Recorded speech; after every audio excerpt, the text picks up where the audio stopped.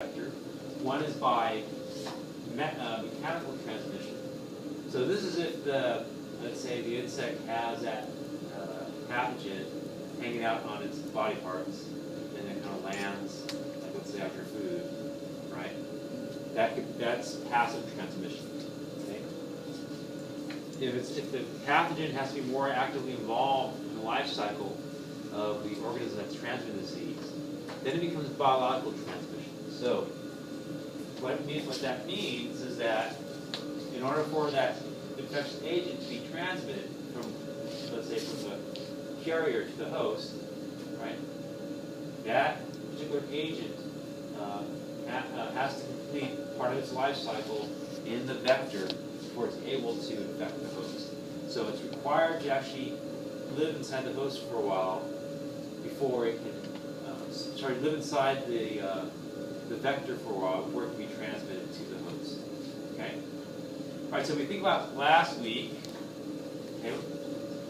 So let's talk about the parasite that I once upon a time, a long time ago, studied.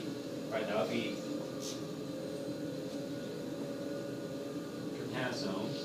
So let's say we have Trypanosoma brucei. Okay. What disease does that cause? What's the name of the disease? Yeah, African sleeping sickness, right? So this causes the African sleeping sickness, okay?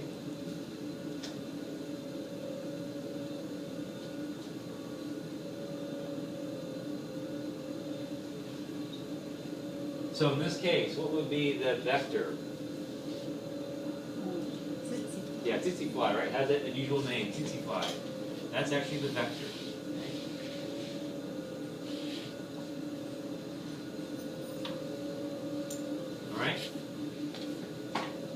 Okay, so that's an example. This is an example of biological transmission because the Trypanosoma brucei has to spend part of its time inside the tsetse fly host, or tsetse fly vector, okay, before it can spread.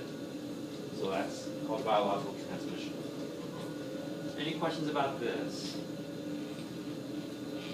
Okay. Now, what would this be an example of?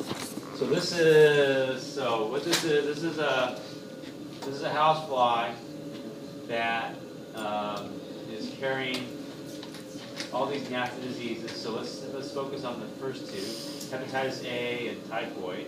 Okay, right? So it carries that. It can spread that disease. Would that be mechanical or biological? And it's actually mechanical because. So usually the way this goes that, this was hanging out on some dung heap, right? And it flew on top of your food. Okay, so whatever is on that dung heap is now on your food. Okay, so that housefly could be a vector, in this case a mechanical vector, that's spreading the disease passively from one place to another, and then to you. Okay. Any questions about this? Okay. All right, so let me mention some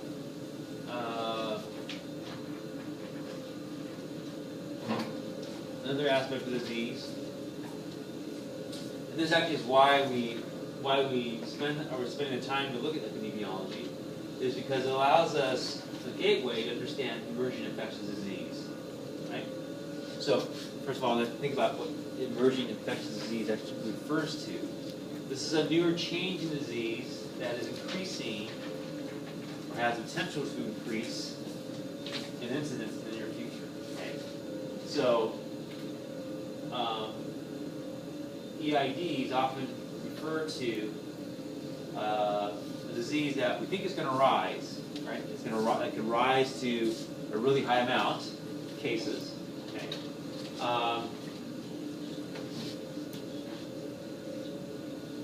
And it's a disease that we haven't really seen before. Okay. Right, so there could be a new form, let's say, of influenza. That would be considered an EID. Or it could be a new type of HIV virus. All right, that would also be an ID.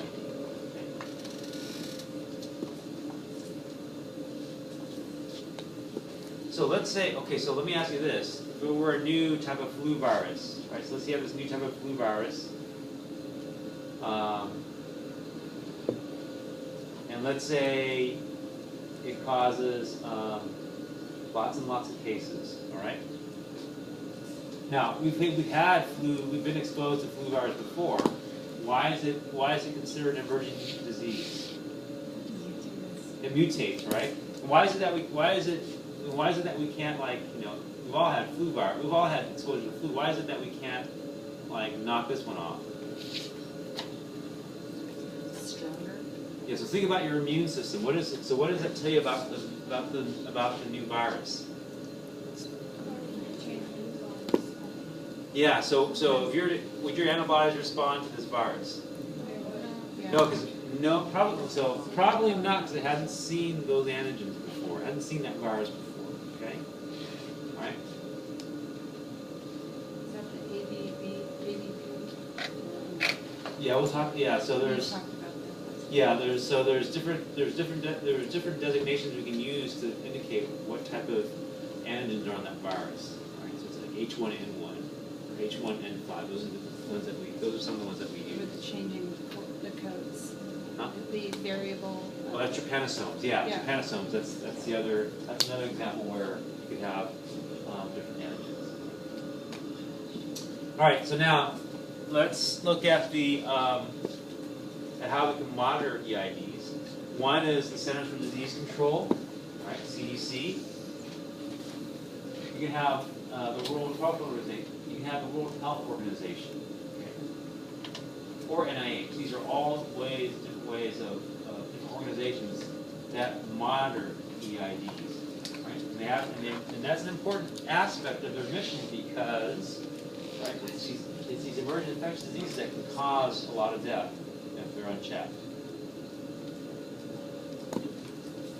All right, so let me say a little bit about the CDC, since that one is a major source of health information in the United States. All right, this is a central source of information on epidemiology in the United States. So it has lots of epidemiological information, and it's open access, right? Because it's government supported. It's open access. One measurement they make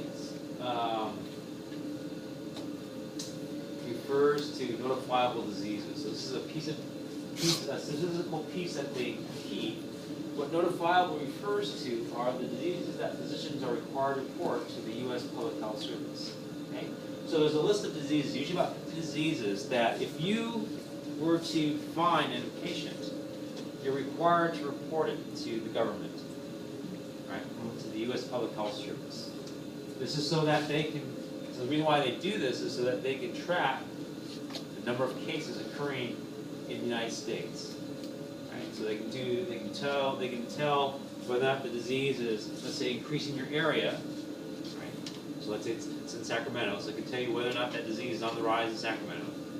And moreover, they can also tell whether that disease is spreading to other areas. Okay, all right. So it's an early alert system to some more serious consequences, which are outbreaks, epidemics, pandemics even. Okay, they can get that. They can tell you that because you're collecting all the data. Now, there's a special publication that the CDC puts out. It's called the Morbidity and Mortality Weekly Report. Morbidity and mortality. So this gets us into another set of terms, right? The difference between morbidity and mortality, right? So, get my reference right here. I'm on the wrong. Okay, so what morbidity refers to, first of all, let me tackle the easy one first. What mortality refers to is the number of deaths. Okay, so we hear about mortality. That's the number of people that die. Morbidity refers to the incidence of specific notifiable diseases. So that is how many new cases do we get for that disease? That's called morbidity. Okay? mortality versus the number of deaths. Any questions about this? Okay, I'm going to have you look at a worksheet right now. So I'm going to have you tackle that.